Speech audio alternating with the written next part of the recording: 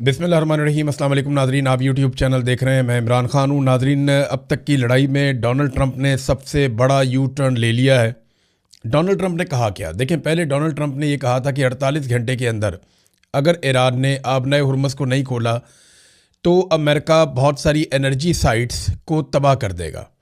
Iran की वो तनसीबात तबाह कर देगा जिसके ज़रिए से पूरे ईरान में बिजली, गैस इसकी फराहमी हो रही है, और ये बहुत बड़ा नुकसान होगा। इसके नतीजे में ईरान ने भी वापस धमकी लगाई थी कि ईरान भी बड़ा शदीद नुकसान करेगा। कुछ जो डॉक्यूमेंटेड चीज़ें सामने आई हैं, मैं पहले आपके साथ शेयर कर देता हूँ, इससे पहले कि मैं आपको बताऊँ कि ईरान ने क्या कुछ करने का दावा किया था।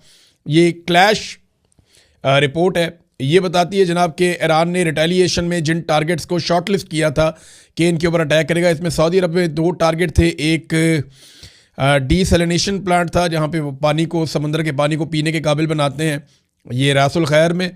उसके अलावा पावर स्टेशन था और एक वाटर प्लांट था अल शुएबा में। और इसके बाद यूएई के 2 टारगेट थे, उनको भी शॉर्ट लिस्ट किया था। इनमें एक पीने का पानी का एक प्लांट था और एक न्यूक्लियर पावर प्लांट था बरका का। फिर कुवैत के अंदर 2 शॉर्ट लिस्ट किए थे ईरान ने जिनके ऊपर वो अटैक कर सकता था, अलजोर और नॉर्थ अलजोर। ये एक पावर प्लांट है और दूसरा डीसैलिनेशन कॉम्प्लेक्स है जहाँ पे पीने का पानी तैयार किया जाता है। जॉर्डन, उर्दन में भी 2 ही इन्होंने दोनों पावर प्लांट थे उर्दन के, जिन दोनों को निशाना बनाने का जो है वो मामला सामने आया था। फिर बहरीन के अंदर 2 टारगेट थे, कतर के अंदर 2 टारगेट थे इसी तरह से। तो ये ईरान के टारगेट्स थे जो ईरान करने जा रहा था। उसके बाद फिर ईरान ने एक और भी तंबीह की थी, एक वार्निंग जारी की थी कि अगर जजीरों के ऊपर हमला किया गया, ईरान के पास जजीरे भी है ना, अगर जज़ायर के ऊपर हमला किया गया तो तमाम आबी रस्तों में बारूदी सरंगें भी बिछा देंगे। ईरान ने यह भी कहा था कि अगर जिस मुल्क से अटैक किया जाएगा जजीरों के ऊपर, उस मुल्क को उसकी कीमत चुकानी पड़ेगी। ख़ास तौर पे यूएई के लिए ईरान ने एक वार्निंग जारी की थी, जो मैंने आपको पहले बताया था कि रासुल खैमा जो उनका पूरा शहर है उसको जो है वो अटैक कर सकते हैं। ये ईरानियों ने इसका इशारा दे दिया था, कह दिया था, बाकायदा अनाउंसमेंट हो गई थी। और अब उन्होंने ये कहा कि अगर अमेरिका ऐसा करता है और जजीरों के ऊपर हमला किया जाता है तो तमाम आबी रस्तों में बारूदी सुरंगें हम बिछा देंगे। फिर यहाँ से, यानी पानी के अंदर से बारूदी सुरंगें उठाना इतना आसान नहीं होता, ये बहुत मुश्किल काम है और इसमें कई महीने लग जाने थे। और पूरी दुनिया के अंदर तेल की ऐसी किल्लत पैदा होनी थी कि आलमी मंडी बिगाड़ पैदा हो जाना था एक बहुत बड़ा, और अभी भी पैदा हो चुका है। तेल की कीमतें लगातार बढ़ती चली जा रही हैं। अब ट्रंप ने जो स्टेटमेंट दिया, पहले आप वो स्टेटमेंट देखें, फिर मैं आपको बताता हूँ ट्रंप ने ये बयान दिया क्यों, ये यू टर्न ट्रंप को क्यों लेना पड़ा। डोनाल्ड ट्रंप ने कहा है कि मशरिक़ वस्ता के तनाज़े के मुकम्मल और जामे हल के हवाले से तामीरी बातचीत हुई है। उन्होंने कहा कि वो ईरान के बिजली घरों और तवानाई की तनसीबात पर, बल्कि ईरान में तमाम हमलों को 5 रोज़ के लिए मौखर कर रहे हैं। यानी एक तरह से डोनाल्ड ट्रंप ने 5 दिन की जंग बंदी का ऐलान किया है। अमरीकी सदर ने अपने सोशल मीडिया ट्रुथ सोशल पर जारी एक हालिया बयान में कहा है कि मुझे ये बताते हुए खुशी महसूस हो रही है कि अमेरिका और ईरान के दरमियान गुज़िश्ता 2 दिनों में मशरिक़ वस्ता में जारी कशीदगी के मुकम्मल और जामे हल के हवाले से नहायत मुस्बत, नतीजा खेज़ और तामीरी बातचीत हुई है।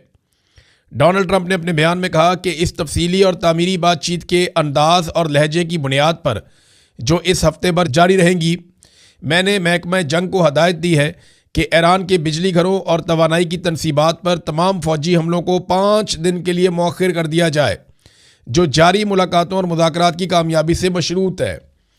अच्छा, ये कहते हैं जी हमारी बातचीत शुरू हो गई है ईरान के साथ।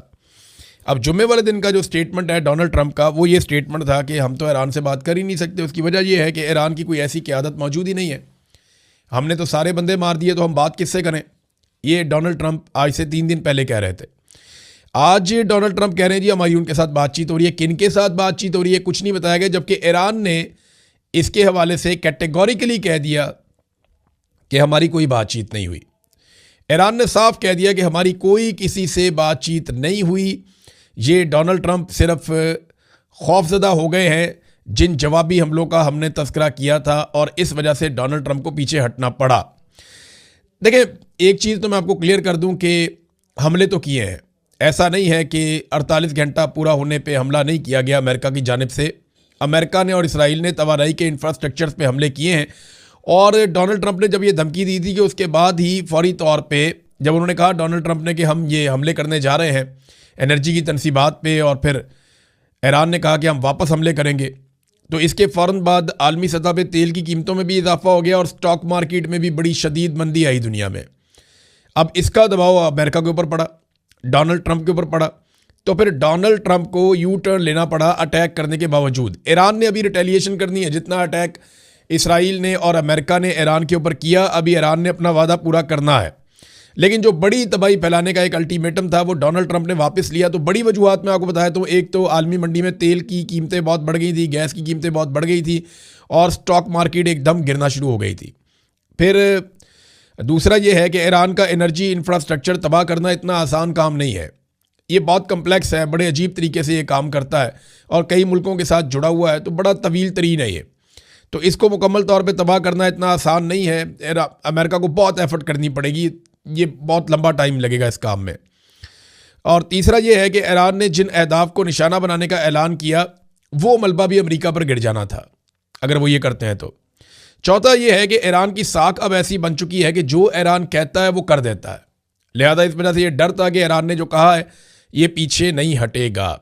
और पांचवी वजह यह है कि अमेरिका को अब ये लगने लगा है कि अरब ममालिक इस लड़ाई के बिल्कुल किनारे पर आकर खड़े हो गए, किसी वक्त भी अरबों को इस लड़ाई का हिस्सा बनाया जा सकता है।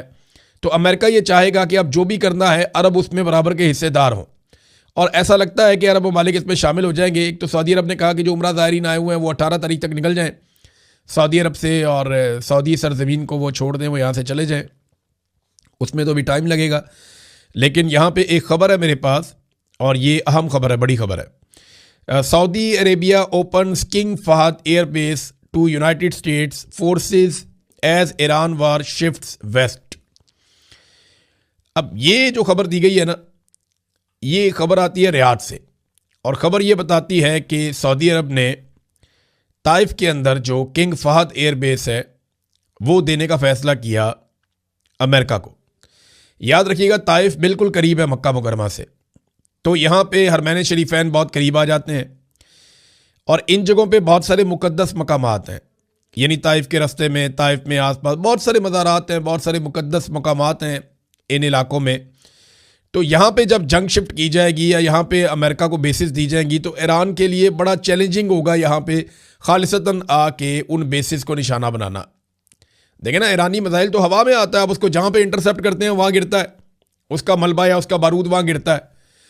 तो किसी भी ऐसी जगह पे गिरेगा तो मुसलमानों के जज्बात जो हैं वो भड़काए जा सकते हैं। सारे मामले में सऊदी अरब को भी गुरेज करना चाहिए था, इतना मुकद्दस मकामात की तरफ नहीं लेकर जाना चाहिए था लड़ाई को, या अमेरिका को वहाँ पे बेसिस नहीं देनी चाहिए थी। लेकिन अब वो क्योंकि बेसिस वहाँ पे चली गई हैं तो ईरान का हमला वहाँ जाएगा या नहीं इसके बारे में मैं कुछ कह नहीं सकता अभी आपको फ़िलहाल। लेकिन सऊदी अरब ने ऐसा किया है कि हरमैन शरीफैन के करीब जो है 85 किलोमीटर का टोटल फासला है खाना काबा से ताइफ का, जहाँ पे ये एयर बेस है, और वहाँ पे अमेरिका को एक सहूलत दी है मुबैना तौर पर। ईरान ने एक बड़ा क्लैरिटी के साथ वादे किया है, और जो फारस न्यूज़ जुड़ा हुआ है ईरानी फोर्सेस के साथ, उसने कहा जी कोई अमरीकी सदर से हमारा रब्ता नहीं हुआ, और ये अमरीकी सदर सिर्फ डर के मारे झूठ बोल रहे हैं, असल बात ये नहीं है। अच्छा, इसमें ना इसराइल और अमेरिका इस वक्त भी शदीद हमले कर रहे हैं ईरान पे, ऐसा नहीं है कि जंगबंदी हो गई है। तेहरान पे ताबड़तोड़ हमले किए गए हैं और लगातार हमले हो रहे हैं। ये बातचीत जो है ना वो ये सिर्फ एक बहाना है, और मुझे ऐसा लगता है कि डोनाल्ड ट्रंप और इसराइल पूरी कोशिश करेंगे कि किसी तरह अरब ममालिक इस जंग के अंदर शामिल हो जाएं। अब अगर ऐलानिया तौर पे अमेरिका को अड्डे दिए जा रहे हैं तो अरब ममालिक पाकिस्तान को भी कहेंगे कि फ़ौरन आओ और इस लड़ाई का हिस्सा बनो। पाकिस्तान सऊदी अरब जाके वहाँ से इस लड़ाई का हिस्सा बनेगा, या पाकिस्तान अपनी सरहदों से भी ईरान के लिए मुश्किलात पैदा करेगा, इसके बारे में हम नहीं जानते। लेकिन पाकिस्तान के आर्मी चीफ ने कैटेगोरिकली शिया उलमा इकराम को बुलाकर यह कह दिया कि मुझे यहाँ पे कोई पंगा पाकिस्तान में नहीं चाहिए, और जो लोग ये करेंगे उनको फ़ौजी अदालतों के अंदर ले जाया जाएगा। उनको काफ़ी थ्रेट किया, उनकी डांट डपट भी हुई, वो काफ़ी